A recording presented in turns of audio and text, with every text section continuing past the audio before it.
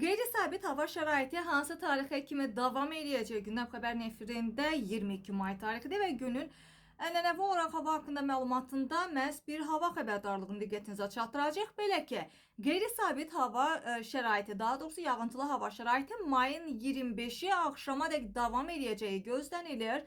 Bu barədə Milli Hidrometeorologiya Xidməti məlumat yayıb. Məlumatda bildirilir ki, ayrı-ayrı yerlərdə yağıntının intensivləşəcəyi, şimşək çaxacağı, dolu düşəcəyi ehtimalı var və təbii ki, yüksək dağlıq ərazilərdə isə qar yağacağı ehtimalı var. Yağıntıların hətta qısa müddətə intensivləşəcəyi ehtimalı da olduqca yüksəkdir. Qeyd eləyək ki, yağıntılarla əlaqədar hətta çaylarda sululuğun artacağı, bəzi dağ çaylarından isə qısa müddətli sel keçəcəyi də ehtimal olunur. Bəli, bu da Milli Hidrometeorologiya Xidməti tərəfindən yağıntılı hava şəraiti ilə bağlı bir hava xəbərdarlığını diqqətinizə çatdırdıq və qeyd eləyək ki, mayın 25-i axşamadək məhz bu cür yağıntılı hava şəraiti ölkə ərazisində hökm sürəcək.